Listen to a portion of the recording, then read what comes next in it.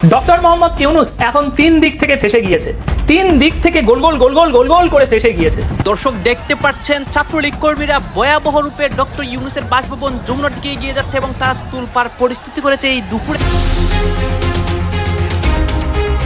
এদিকে আজ দুপুরে ডক্টর ইউনূসের বাসভবন ছাত্রলীগের দখলে, তিন দিক থেকে আক্রমণ করে তারা যুবলীগ আওয়ামী লীগ সহযোগিতা করে। দেশ আজকে পুরোপুরি ধ্বংসের পথে, সবকিছু দেখানো হবে। যে কোনো সময় বাংলাদেশের মোড় ঘুরে যেতে পারে।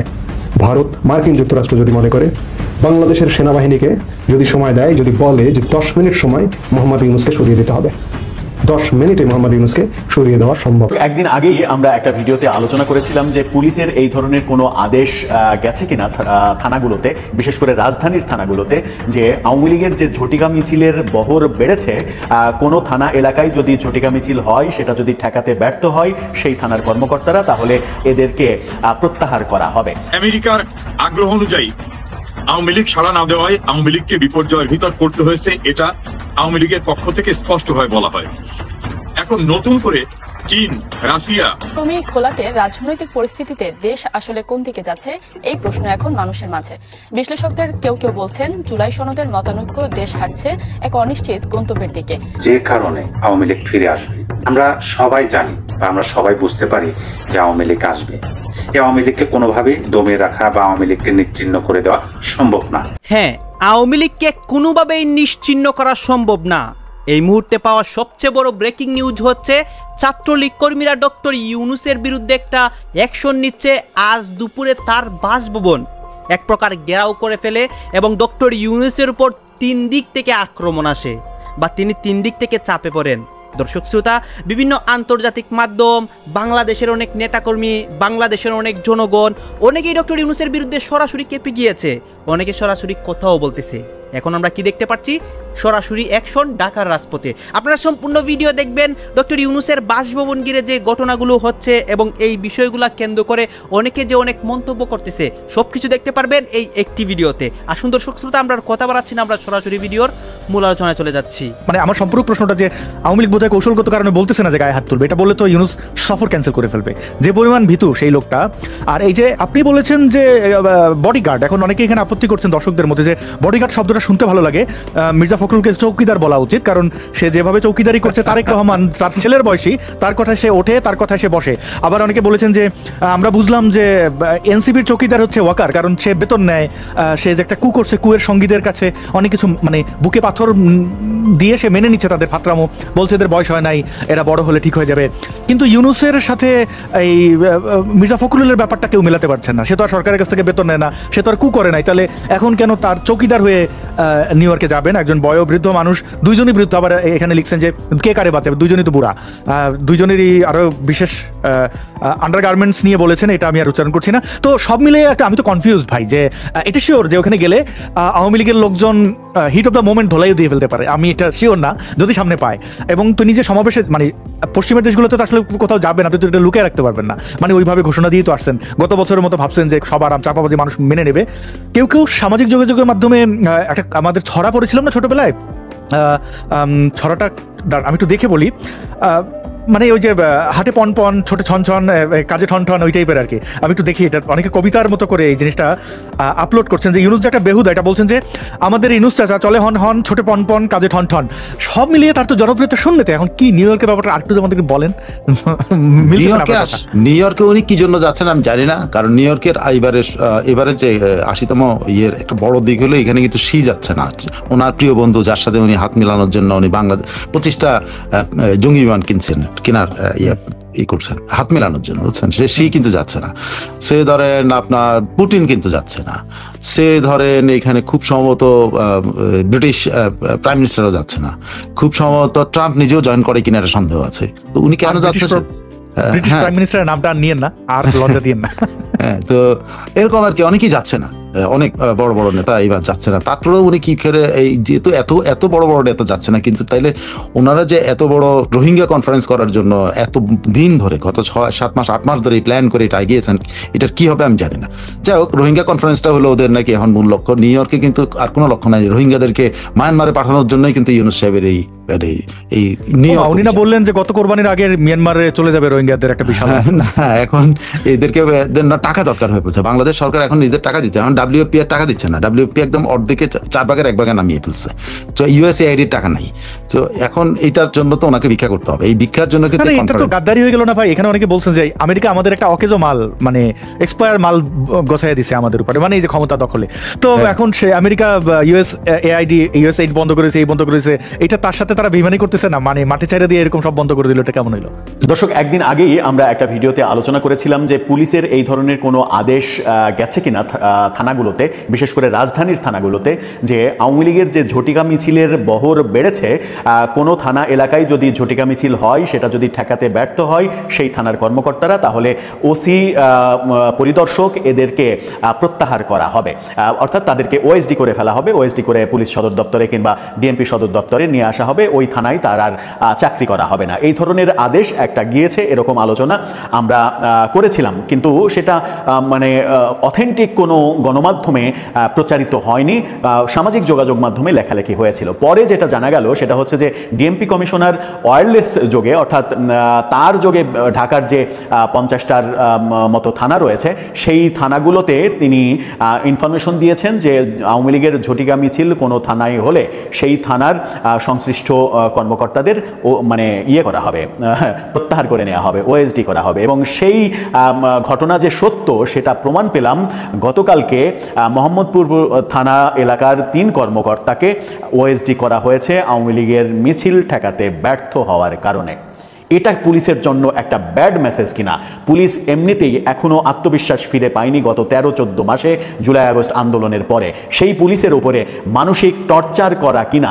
কারণ এই কোনো একটা দল মিছিল করবে, সেটা আগে থেকে কিভাবে প্রতিরোধ করবে, প্রতিরোধ করার উপায়টা কি, সেটা নিয়ে পুরো বিভাগীয় একটা পরিকল্পনা তৈরি না করে থানার দায়িত্বে থাকা অফিসার কর্মকর্তাদের ওপরে দায় চাপানো, সেটা বুমেরাং হচ্ছে কিনা, সেটা ভয়াবহ একটা পরিণতির দিকে যাচ্ছে কিনা, সেই আলোচনাও কিন্তু হতে পারে। কিন্তু সেরকম ঘটনা ঘটতে দেখলাম আমরা গতকালকে মোহাম্মদপুর থানায়। কি ঘটলো, কেন ঘটলো? দর্শক, বলছিলাম আওয়ামী লীগের ঝটিকা মিছিল ঠেকাতে ব্যর্থ হওয়ায় মোহাম্মদপুর থানা 3 জন কর্মকর্তাকে প্রত্যাহার করা হয়েছে। গণমাধ্যম কি বলছে? গণমাধ্যমের শিরোনামটা আপনারা দেখুন, প্রথম আলোর শিরোনামে দেখে নিন। 3 পুলিশ কর্মকর্তা প্রত্যাহার।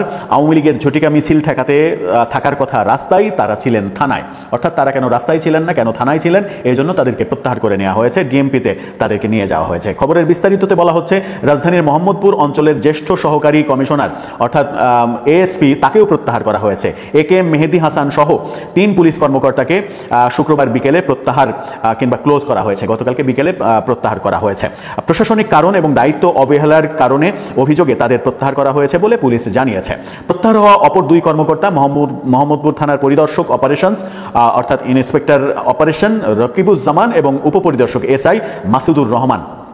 শুক্রবার রাতে যোগাযোগ করা হলে, অর্থাৎ গত রাতে যোগাযোগ করা হলে ঢাকা মহানগর পুলিশের DMP-র অতিরিক্ত commissioner crime and operation SN Nazrul Islam এই তথ্যের সত্যতা নিশ্চিত করে প্রথম আলোকে বলেছেন, প্রত্যাহার করা 3 পুলিশ কর্মকর্তাকে DMP সদর দপ্তরে যুক্ত করা হয়েছে।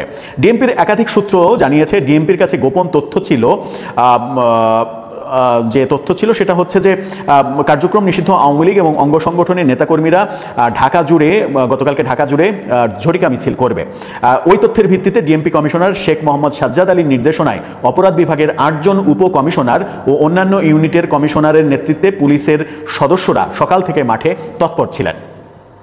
পুলিশের বাধা দিলে এবং আমরা এই তৎপরতার কারণে আমরা জানতে পেরেছি গণমাধ্যম সূত্রে যে মতিঝিল এলাকায় পুলিশের ব্যাপক তৎপরতার কারণে আওয়ামী লীগের কোনো ঝটিকা মিছিল গতকালকে হয়নি। 6টি জায়গায় হতে পেরেছে।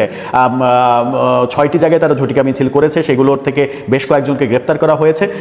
মতিঝিল এলাকায় পুলিশ এবং অন্যান্য আইনশৃঙ্খলা রক্ষাকারী বাহিনীর তৎপরতার কারণে আওয়ামী লীগ সেখানে ঝটিকা মিছিল করতে পারেনি। বলছে পুলিশ বাধা দিলে মিছিলের পেছনে থাকা ব্যক্তিরা পুলিশের উপরে ককটেল এবং বোমা নিক্ষেপ করবেন। DMP-র কাছে এমন গোয়েন্দা প্রতিবেদনও ছিল। ঝটিকা মিছিল ঠেকাতে তত্ত্বাবধানে ছিলেন DMP-র একাধিক অতিরিক্ত কমিশনার। তারা পুলিশ সদস্যদের তৎপর থাকতে বারবার ওয়াকি টকিতে নির্দেশনা দিচ্ছিলেন। এক পর্যায়ে একাধিক অতিরিক্ত কমিশনার মাঠ পর্যায়ে তদারকিতে নামেন। এরই অংশ হিসেবে DMP-র অতিরিক্ত কমিশনার SN নজরুল ইসলাম শুক্রবার বেলা 3টার দিকে মোহাম্মদপুর থানা পরিদর্শনে যান। সেখানে গিয়ে তিনি পুলিশের 2টি টহল গাড়ি সহ 5টি গাড়ি থানা কম্পাউন্ডে দেখতে পান। অথচ এই গাড়ি টহলে থাকার কথা ছিল। পুলিশ কর্মকর্তা নজরুল ইসলাম থানায় গিয়ে দেখতে পান মোহাম্মদপুর অঞ্চলের জ্যেষ্ঠ সহকারী কমিশনার AKM মেহেদী হাসান, থানার ভারপ্রাপ্ত কর্মকর্তা, পরিদর্শক তদন্ত, পরিদর্শক অপারেশন রকিবুজ্জামান থানায় বসে আছেন। আর থানার কর্তব্যরত কর্মকর্তা মাসুদুর রহমান তার দায়িত্বে আসেননি, অর্থাৎ থানাতেই আসেননি। বিষয়টি ডিএমপি কমিশনার শেখ সাজ্জাদ আলীকে জানানোর পর পুলিশ কর্মকর্তা মেহেদী হাসানকে প্রত্যাহার করে ডিএমপি সদর দপ্তরে সংযুক্ত করার আদেশ দেন। আর রকিবুজ্জামান ও মাসুদুর রহমানকে রাজারবাগ পুলিশ লাইনে সংযুক্ত করা হয়েছে। অর্থাৎ কেন তারা আওয়ামী লীগের ঝটিকা মিছিল ঠেকানোর জন্য রাস্তায় রাস্তায় না থেকে থানায় অবস্থান করছেন, এই কারণে তাদেরকে ক্লোজ করে ফেলা হয়েছে। একজন এএসপি এবং একজন এসআই, একজন ইন্সপেক্টর, এই তিনজনকে ক্লোজ করা হয়েছে। মোহাম্মদপুর থানার ক্ষেত্রে গতকালকে রাতে যে সিদ্ধান্ত নেওয়া হয়েছে, যে ঘটনা ঘটেছে, সেই ঘটনা, সেই ইনফরমেশনটা, যে কারণে আওয়ামী লীগ ফিরে আসবে, আওয়ামী লীগ আসবে কিন্তু কবে, এই বিষয়গুলো নিয়ে আলোচনা করার চেষ্টা করব। আমরা সবাই জানি বা আমরা সবাই বুঝতে পারি যে আওয়ামী লীগ আসবে। এই আওয়ামী লীগকে কোনোভাবেই দমিয়ে রাখা বা আওয়ামী লীগকে নিশ্চিহ্ন করে দেওয়া সম্ভব না। এটা আমরা ইতিমধ্যেই গত 1 বছরে অনেকাংশে বুঝতে পেরেছি। এই বাংলাদেশের মানুষ তথা বাংলাদেশ 1টি বছর আওয়ামী লীগ বিহীন অতিবাহিত করেছে। বাংলাদেশের মানুষ আওয়ামী লীগের রাজনীতি, রাজপথের আওয়ামী লীগকে ছাড়া 1টি বছর অতিবাহিত করেছে। এই দেশের মানুষের চাহিদা, আশা, আকাঙ্ক্ষা গত 1 বছরের দিকে যদি আমরা তাকাই, তাহলে এটা স্পষ্টভাবে আমরা বলতে পারি এবং বুঝতে পারি যে আওয়ামী লীগ আসবে। কিন্তু কি কারণে আসবে? আমরা অনেকগুলো কারণ দেখাতে পারি, অনেকগুলো কারণ আমরা ইতিপূর্বেই বুঝতে পেরেছি, দেখতে পেরেছি যে আওয়ামী লীগকে দরকার। আওয়ামী লীগ বিশাল বড় একটা রাজনৈতিক দল, আওয়ামী লীগের সমর্থন আছে, আওয়ামী লীগের ভোটার আছে, আওয়ামী লীগের অনেক নেতাকর্মী আছে, এই দেশটা স্বাধীন হওয়ার পেছনে আওয়ামী লীগের নেতৃত্ব আছে। অনেকগুলো কারণ আমরা দেখাই, কিন্তু আমি একটা ভিন্নতম কারণ নিয়ে আজকের এই ভিডিওতে আপনাদের সামনে উপস্থাপন করব। দেখেন, একটা রাজনৈতিক দল এবং একটা সংগঠন, আপনি যাই বলেন, সেই দলের অবশ্যই টিকে থাকা, সেই দলের বিস্তৃতি, সেই দলের জনসমর্থন, সেই দলের নেতাকর্মী সবকিছুই নির্ভর করে নেতৃত্বের উপর। আমি মনে করি যে কোনো রাজনৈতিক দলের, আপনার যত বড় রাজনৈতিক দল হোক না কেন, যদি নেতৃত্ব সেরকম শক্তিশালী না হয়, যদি নেতৃত্ব মানে নরম হয়, নেতৃত্ব যদি তোষামদের নেতৃত্ব হয় বা কান কথার নেতৃত্ব হয়, অথবা আপনার উচ্ছৃঙ্খলায় ভরা নেতৃত্ব হয়, তাহলে সেই দল যতই শক্তিশালী হোক না, ধীরে ধীরে সেই দলের শক্তি কমতে থাকবে, জনসমর্থন কমতে থাকবে, কর্মী নেতা হারাতে থাকবে এবং একটা সময় সেই দল ছোট থেকে ছোট হয়ে একদম নায় হয়ে যাওয়ার মতো। যেমনটি আমাদের বাংলাদেশে আমরা চিনি, মুসলিম লীগ নামের একটা রাজনৈতিক দল ছিল। আমরা যতটুকু শুনি, দেখি নাই, কিন্তু আমরা যতটুকু শুনি, সেই রাজনৈতিক দলটা বিশাল বড় রাজনৈতিক দল ছিল, তাদের নেতা সমর্থক কর্মী ছিল, কিন্তু এখন নেই। কেন নেই? যে সেই তর্কে আমরা যাব না, কিন্তু আমরা যদি আওয়ামী লীগের দিকে একটু তাকাই, দেখেন 5ই আগস্ট পূর্বে যখন আওয়ামী লীগ ক্ষমতায় ছিল, সরকারে ছিল, আওয়ামী সভানেত্রী শেখ হাসিনা রাষ্ট্রপ্রধান ছিলেন, তখন আমরা আওয়ামী লীগের কি কর্মগুলো, কি কাজগুলো আমাদের চোখে বাধা হয়ে দাঁড়াতো, আমরা দেখতে পারতাম না, আমরা সহ্য করতে পারতাম না, আমরা সমালোচনা করতাম, তীব্র সমালোচনা করতাম।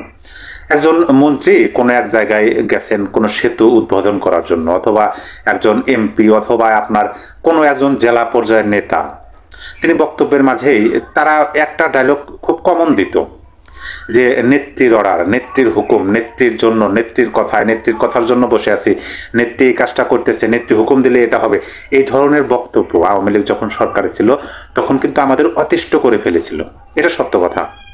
এমনকি আওয়ামী লীগ সরকারের প্রভাবশালী নেতা যারা ছিলেন শেখ হাসিনার পরেই, যেমন ওবায়দুল কাদের, তারও বিভিন্ন সময় বক্তব্যের মাঝে তিনি কিন্তু এই কথাটাই বারবার বলতেন যে নেত্রী, নেত্রী, নেত্রী এটা করছে, ওটা করছে, নেত্রীর হুকুম, নেত্রীর আদেশ, নেত্রীর জন্য এটা হলো। এই কথাগুলো আমরা শুনতাম, এখন আমরা শুনি না, কিন্তু এখনো শুনি।